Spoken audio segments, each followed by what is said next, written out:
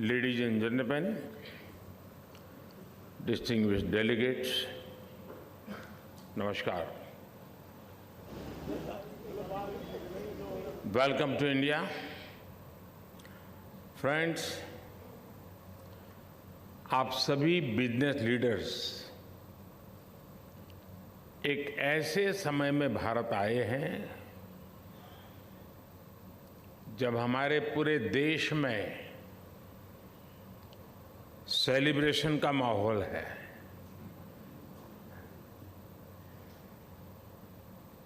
भारत में हर साल आने वाला लंबा फेस्टिवल सीजन एक तरह से प्रीपोन हो गया है। ये फेस्टिव सीजन ऐसा होता है जब हमारी सोसाइटी भी सेलिब्रेट करती है और हमारा बिजनेस भी सेलिब्रेट करता है। और इस बार ये 23 अगस्त से ही शुरू हो गया है।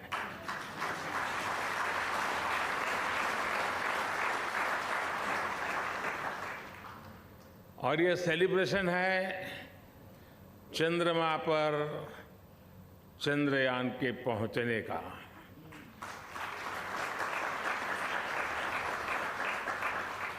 भारत के लूनर मिशन की सफलता में हमारी स्पेस एजेंसी इसरो की बहुत बड़ी भूमिका है, लेकिन साथ ही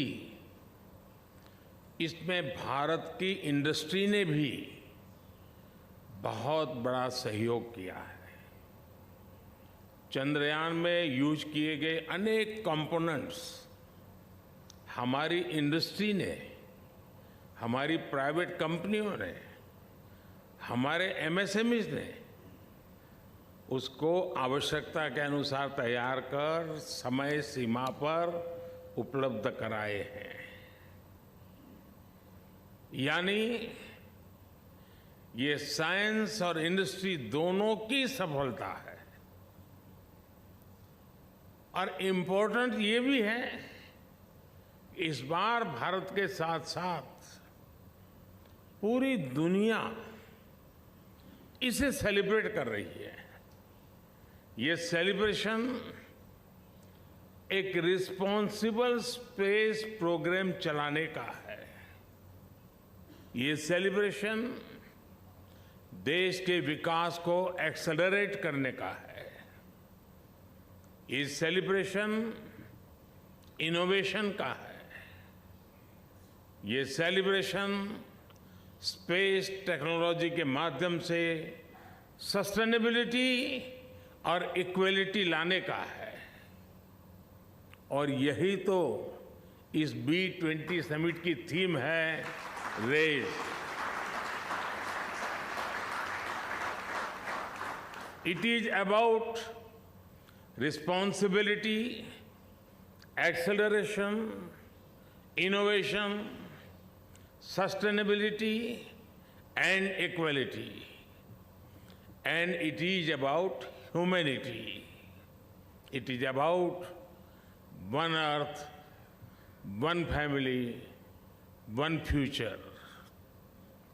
Friends, वैसे तो B20 के थीम रेज में आई है। आई इनोवेशन को रिप्रेजेंट करता है, लेकिन मैं इसमें इनोवेशन के साथ ही एक और आई को भी देखता हूं, और ये आई है इंक्लूसिवनेस। हमने अफ्रीकन यूनियन को भी G20 की स्थायी सदस्यता के लिए इस विजन के साथ इनवाइट किया।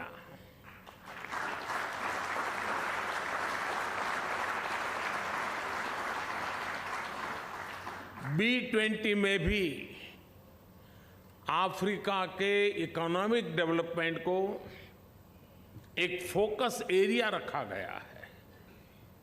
भारत का मानना है कि ये फोरम अपनी अप्रोच में जितना इंक्लूसिव होगा, उतना ही बड़ा इसका इम्पैक्ट होगा। इससे ग्लोबल इकोनॉमिक चैलेंजेस को हैंडल करने, ग्रोथ को सस्टेनेबल बनाने और यहां लिए गए फैसलों के इम्प्लीमेंटेशन में हमें उतनी ही अधिक सफलता मिलेगी। फ्रेंड्स, कहते हैं कोई भी आपदा आती है, बड़ा संकट आता है, तो वो हमें कुछ न कुछ सबक देकर जाता है, सिखाकर जाता है। 2-3 साल पहले हम दुनिया की सबसे बड़ी महामारी, 100 साल में आए सबसे बड़े संकट से गुजरे हैं। इस संकट ने दुनिया के हर देश को, हर समाज को, हर बिजनेस हाउस को, हर कॉरपोरेट एंटिटी को एक सबक दिया है। सबक ये कि हमें अब जिस चीज पर सबसे ज्यादा इन्वेस्ट करना है वो है आपसी विश्वास, म्यूचुअल ट्रस्ट। कोरोना ने दुनिया में इस आपसी विश्वास को तहस नहस कर दिया है और अविश्वास के इस माहौल में जो देश पूरी संवेदनशीलता के साथ, विनम्रता के साथ विश्वास का झंडा लेकर आपके सामने खड़ा है, वो है भारत।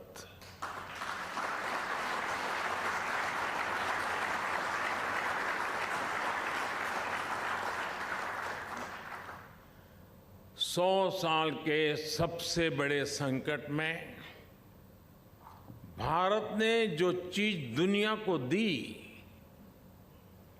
वो है विश्वास, ट्रस्ट, म्यूचुअल ट्रस्ट।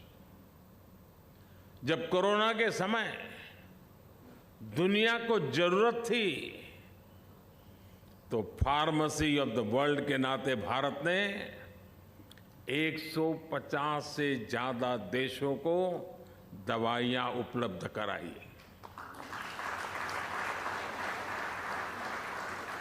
जब दुनिया को कोरोना की वैक्सीन की जरूरत थी तो भारत ने वैक्सीन का प्रोडक्शन बढ़ाकर करोड़ों करोड़ों लोगों की जान बचाई।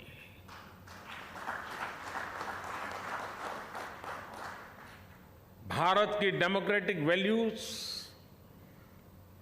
भारत के एक्शन में दिखती है,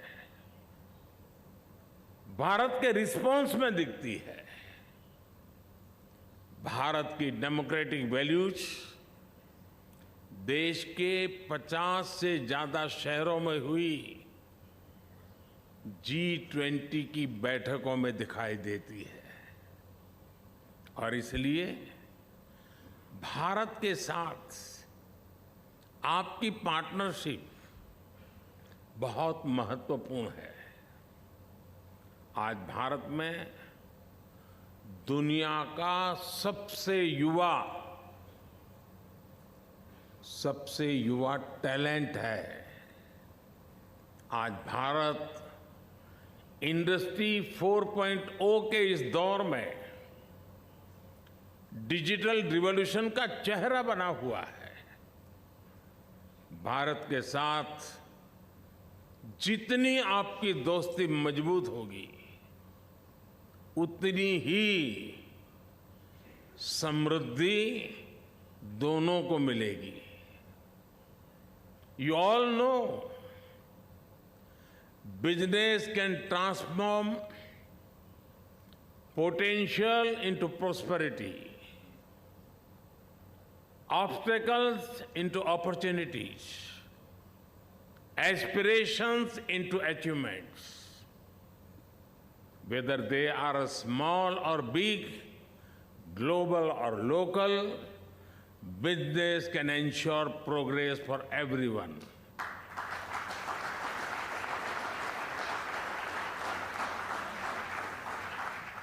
Therefore, the future of global growth is dependent on the future of business. Friends, कोविड-19 से पहले और कोविड-19 के बाद की दुनिया बहुत बदल गई है। कई चीजों में इरिवर्सिबल चेंज हम देख रहे हैं। अब जैसे ग्लोबल सप्लाई चेन को दुनिया फिर से पहले की तरह नहीं देख सकती। पहले कहा जाता था कि जब तक ग्लोबल सप्लाई चेन इफिशिएंट है तब तक चिंता की कोई बात ही नहीं है। लेकिन ऐसी सप्लाई चेन का और ऐसी सप्लाई चेन एफिशिएंट कही जा सकती है जो तब टूट जाए, और वो भी तब जब उसकी दुनिया को सबसे ज्यादा जरूरत थी। इसलिए आज जब दुनिया इस सवाल से जूझ रही है तो साथियों, मैं आपको विश्वास देता हूं, इस समस्या का समाधान भारत है।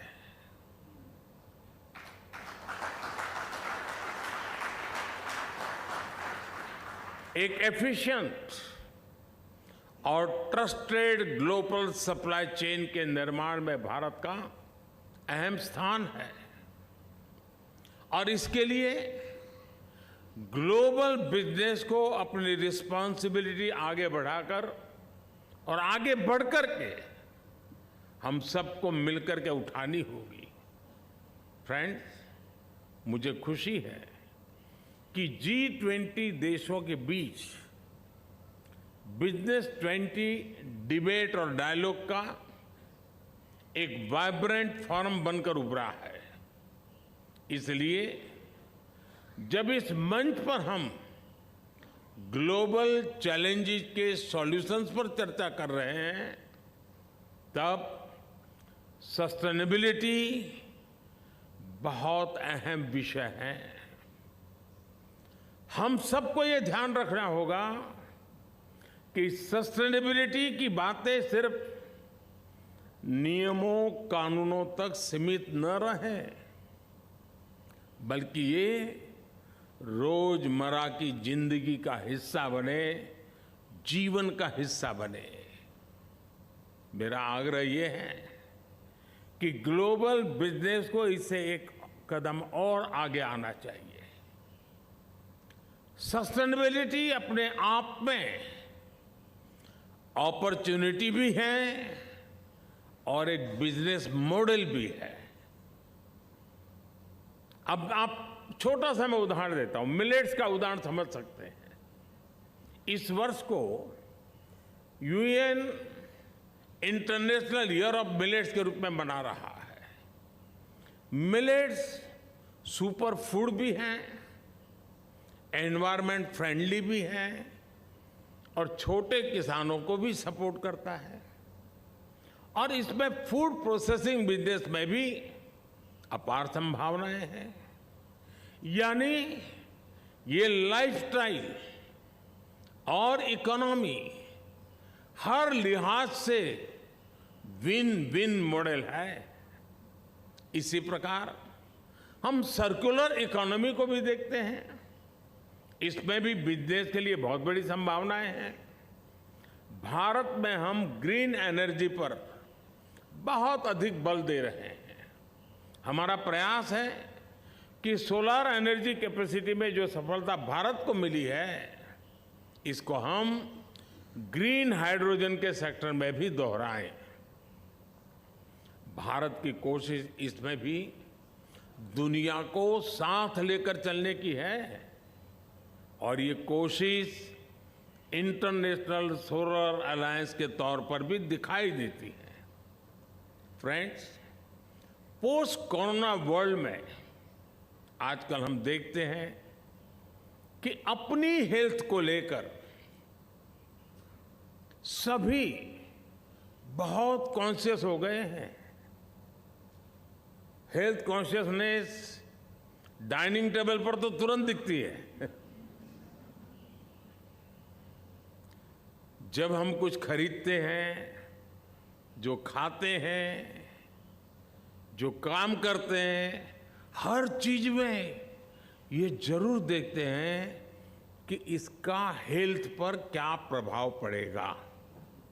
हर कोई सोचता है कि कहीं मुझे तकलीफ तो नहीं हो जाएगी, लंबे समय मुझे मुश्किल तो नहीं हो जाएगी। हमें सिर्फ आज की चिंता नहीं होती, बल्कि ये भी सोचते हैं कि आगे चलकर भी इसका क्या प्रभाव होगा। मेरा मानना है यही सोच बिजनेस और सोसाइटी की प्लेनेट को लेकर के भी होनी चाहिए।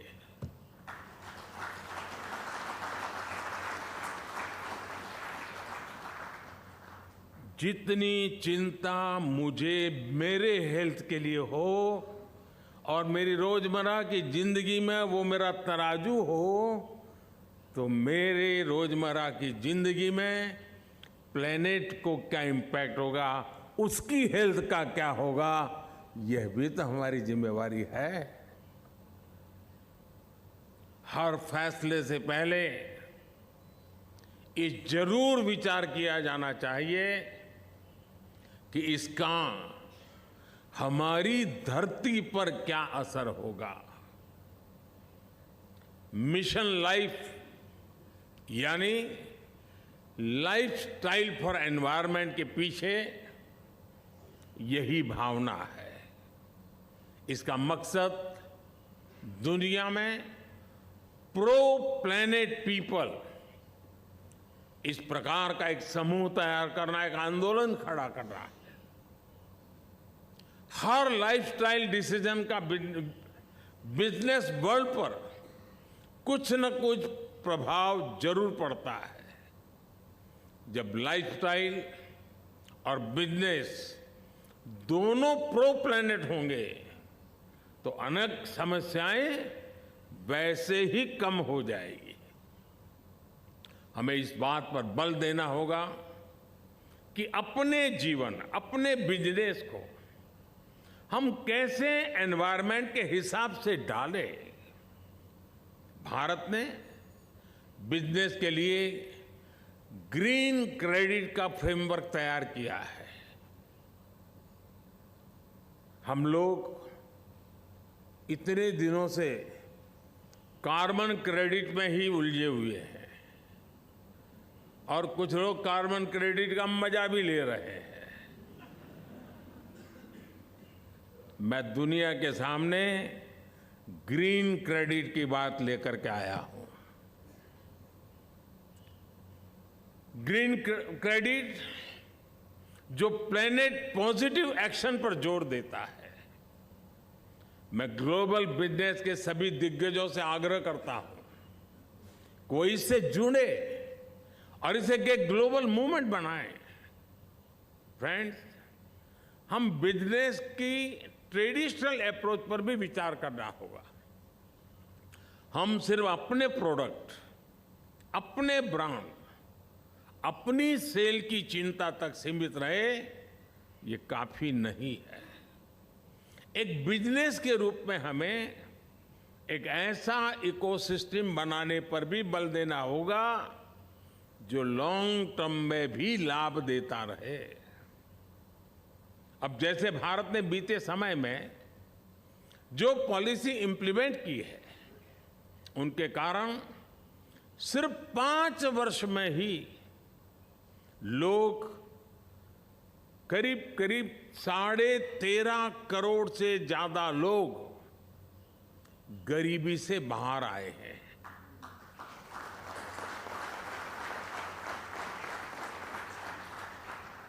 ये जो गरीबी से ऊपर आने वाले लोग हैं, जो नियो मिडिल क्लास है, और मैं मानता हूं यही सबसे बड़े कंज्यूमर है, क्योंकि वो एक नए एस्पिरेशंस के साथ आते हैं। जो न्यू मिडिल क्लास भी भारत की ग्रोथ को मोमेंटम दे रहा है। यानी सरकार ने गरीबों के लिए जो काम किया, उसके नेट बेनिफिशियरी हमारे मिडिल क्लास भी हैं और हमारे एमएसएमईज भी हैं। कल्पना कीजिए कि प्रो पुअर गवर्नेंस पर फोकस करने से आने वाले 5-7 साल में कितना बड़ा मिडिल क्लास तैयार होने वाला है। इसलिए हर बिजनेस को ज्यादा से ज्यादा लोगों की, और ये जो परचेजिंग पावर बढ़ रहा है, उस परचेजिंग पावर मिडिल क्लास का जैसे जैसे बढ़ता है, तो सीधा सीधा वो बिजनेस पर बहुत बड़ा इंपैक्ट क्रिएट करता है। और हमने इस दोनों पर एक समान रूप से कैसे फोकस करना है। हमारा फोकस अगर सेल्फ सेंट्रिक रहा तो मैं नहीं मानता हूं कि हम खुद का भी भला कर पाएंगे और दुनिया का भी भला कर पाएंगे। ये चुनौती हम क्रिटिकल मटेरियल, रेयर अर्थ, ऐसे कई मेटल के मामले में अनुभव भी कर रहे हैं। ये ऐसी चीजें हैं जो कहीं बहुत अधिक हैं, कहीं है ही नहीं, लेकिन जरूरत पूरी मानव जात को है। जिसके पास वो अगर इन्हें ग्लोबल रिस्पॉन्सिबिलिटी के रूप में नहीं देखेगा, तो ये एक नए कॉलोनियलिज्म के मॉडल को बढ़ावा देगा। और ये मैं बहुत गंभीर चेतावनी दे रहा हूं। फ्रेंड्स, ये profitable market can be sustained when there is a balance in the interest of producers and consumers. This also applies to nations. Treating other countries only as a market will never work. It will harm even the producing countries sooner or later. Making everyone equal partners in progress is the way forward. There are many global business leaders here. Can we all give more thought to how to make business more consumer-centric? These consumers could be individuals or countries. Their interests need to be taken care of as well. Can we think of some sort of a yearly campaign for this? Every year, can global business come together to pledge themselves for the good of the consumers and their markets? साथियों, क्या दुनिया भर में सारे business मिलकर साल का कोई ऐसा दिन तय कर सकते हैं जिसे कंज्यूमर को समर्पित किया जा सके? दुर्भाग्य देखिए, हम कंज्यूमर राइट्स की बात करते हैं, कंज्यूमर राइट्स का डे भी मनाता है दुनिया, उनको करना पड़ रहा है। क्या हम इस चक्र को बदल करके जैसे कार्बन क्रेडिट छोड़ करके ग्रीन क्रेडिट पर जाएं, वैसे कंज्यूमर राइट डे की दुनिया पर मजबूरी के बजाय हम कंज्यूमर केयर की बात करने का नेतृत्व ले सकते हैं? एक बार हम कंज्यूमर केयर डे मनाना शुरू करें, आप कल्पना कीजिए कितना बड़ा पॉजिटिव सिग्नल्स के साथ का एनवायरनमेंट बदल जाएगा। अगर कंज्यूमर की केयर बात होगी तो राइट से जुड़े उनके मुद्दे अपने आप सॉल्व हो जाएंगे। साथियों, इसलिए इंटरनेशनल कंज्यूमर केयर डे ऐसी व्यवस्था पर मैं चाहूंगा कि आप सब साथी मिलकर के कुछ सोचिए। इससे बिजनेस और कंज्यूमर के बीच ट्रस्ट को और अधिक सशक्त बनाने में मदद मिलेगी। और हमें याद रखना है कि कंज्यूमर सिर्फ एक ज्योग्राफी के भीतर के रिटेल कंज्यूमर नहीं है, बल्कि अलग अलग देश भी हैं जो global trade, global goods and service के कंज्यूमर है। साथियों, आज जब दुनिया के बड़े बिजनेस लीडर्स यहां जुटे हैं, तब हमारे सामने कुछ और बड़े सवाल भी हैं। इन सवालों के उत्तर से ही बिजनेस और ह्यूमैनिटी का भविष्य तय होगा। और इनके जवाब के लिए आपसी सहयोग जरूरी है।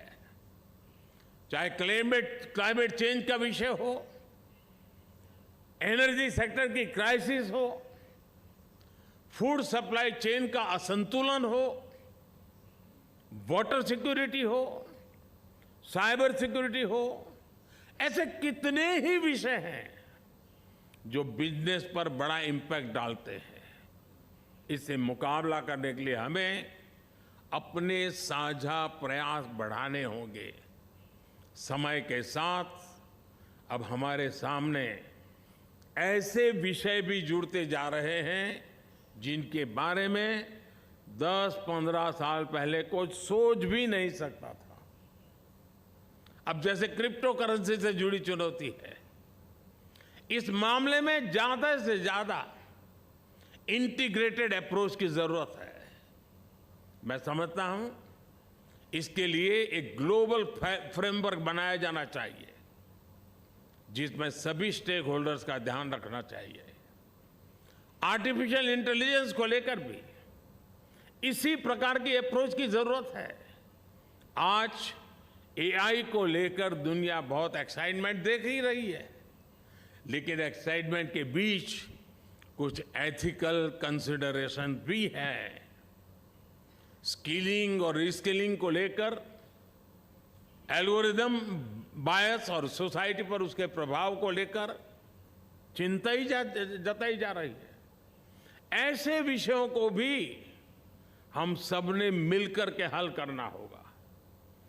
ग्लोबल बिजनेस कम्युनिटीज और सरकारों को मिलकर के ये सुनिश्चित करना होगा कि एथिकल एआई को विस्तार मिले।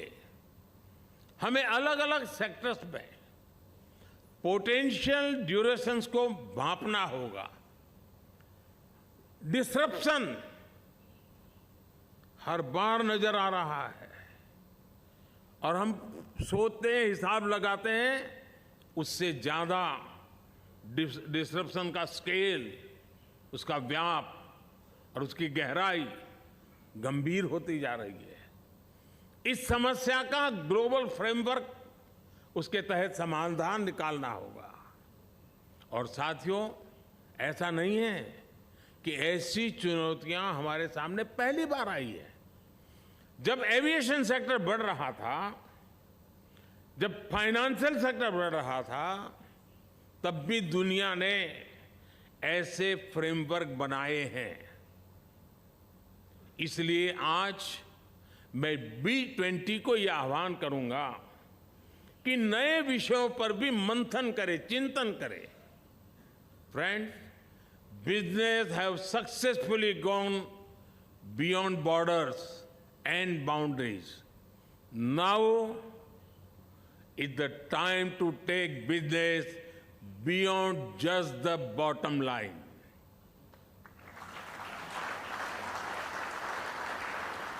This can only be done by focusing on supply chain resilience and sustainability. I'm sure that the B20 summit has paved the way for a collective transformation. Let us remember that a connected world is not just about connection through technology. It is not only about shared social platforms, but also about our shared purpose, shared planet, shared prosperity, and shared future. Thank you. Thank you very much.